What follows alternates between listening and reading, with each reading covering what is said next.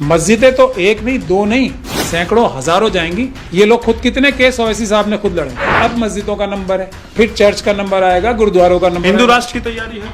हिंदू राष्ट्र की तो वो ओपन डिक्लेयर कर चुके हैं ना, प्रधानमंत्री, होम मिनिस्टर, चीफ मिनिस्टर सारे बीजेपी के और आरएसएस के। ताजमहल के नीचे भी एक मंदिर है और कुतुब मीनार के भी यहाँ पर भी जो है खुदाई होनी चाहिए।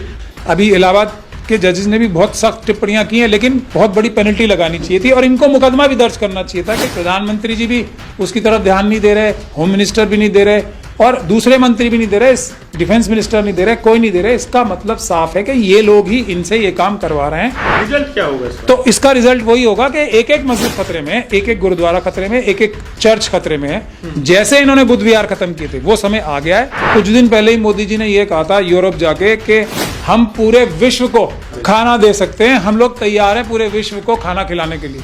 सच्चाई ये थी कि देश में ही खाना नहीं बचा है। तो अम्बेडकरवाद ईमानदारी का परिचय है, बराबरी का परिचय है, न्याय का परिचय है, भाईचारे का परिचय है।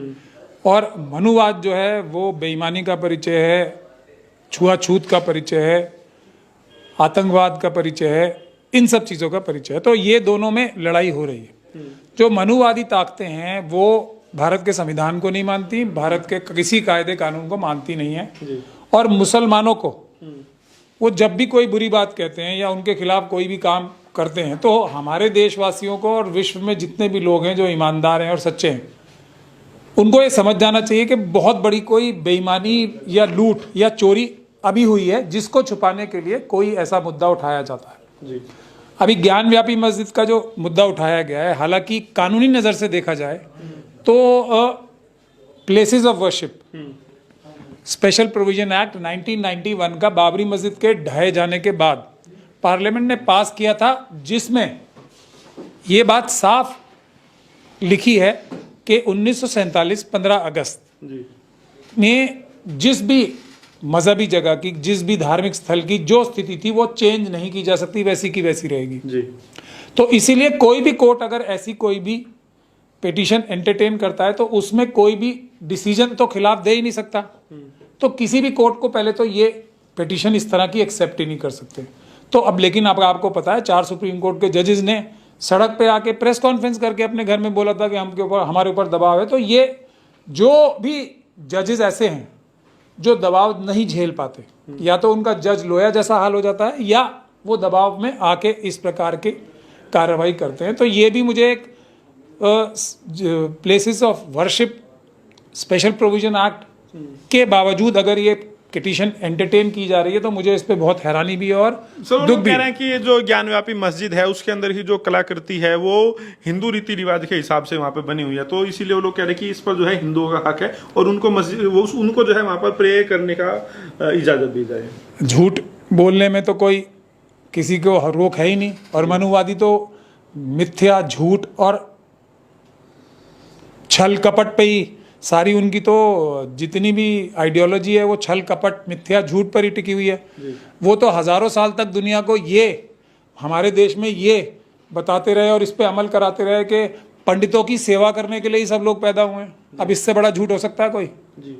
तो लेकिन उन्होंने हजारों साल तक मनवाया, हजारों साल तक उन्होंने ये भी किया कि कोई भी जो जिसे वो अछूत कहते हैं वो व्यक्ति सड़क पे नहीं चलेगा, किसी भी कुएं से पानी नहीं पिएगा, या अगर वो कुछ ज्ञान की बात सुन भी ले तो उसके कानों में शीशा पिघला के डाल दिया जाए। तो ये भी तो वो सच्चाई के तौर पे बताते रहे। तो इनके ऊपर इस तरह की बात, इनकी बात ही करना बेकार है। ये लोग बेईमान हैं, चोर हैं, लुटेरे हैं, इनकी हर बात को नकारा जाना चाहिए। मैं अभी आपको आपके सवाल के बाद वजह भी बताऊंगा ये क्यों कर रहे हैं। जी सर, ज्ञानव्यापी मस्जिद का ही मामला नहीं है, आपने देखा ताजमहल को लेकर भी पिटीशन जो है हाईकोर्ट में गई थी, उन्होंने उसको ठुकरा दिया गया।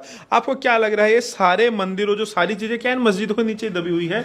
और ये सारे यहाँ पर भी ये लोग कह रहे हैं कि भाई ताजमहल के नीचे भी एक मंदिर है और कुतुब मीनार के भी यहाँ पर भी जो है खुदाई होनी चाहिए, तो इसके पीछे क्या तर्क है या फिर सिर्फ सब झूठ और झूठ?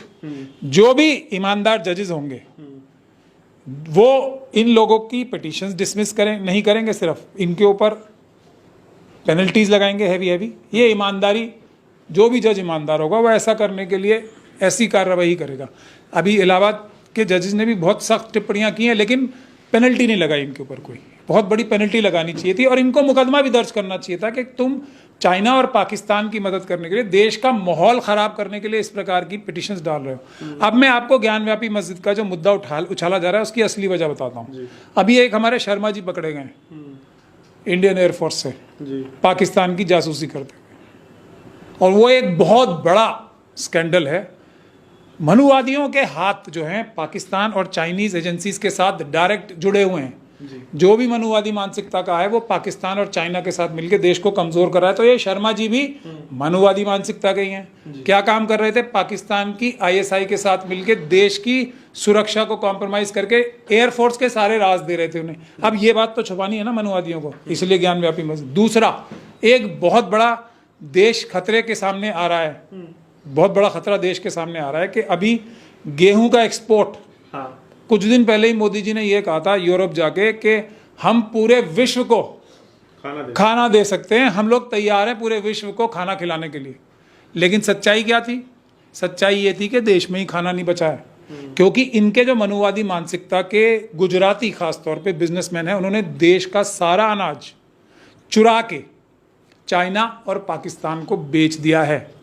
अब देश में गेहूं की किल्लत आने वाली है तो एक्सपोर्ट बंद करने पड़े हैं।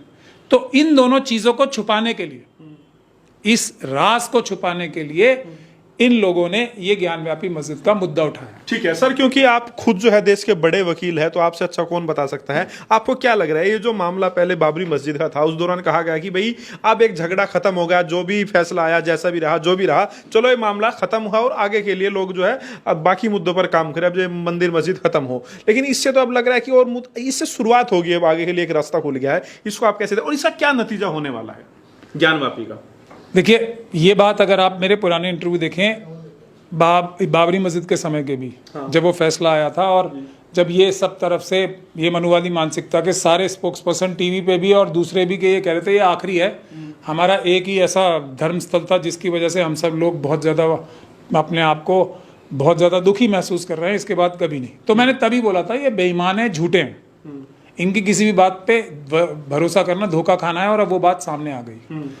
मगर इससे भी बड़ी बात मैं आपको बता रहा हूँ, इस देश में सम्राट अशोक ने गौतम बुद्ध के धर्म को अपनाया था और 1 लाख से ऊपर कम से कम बुद्ध विहार बनाए।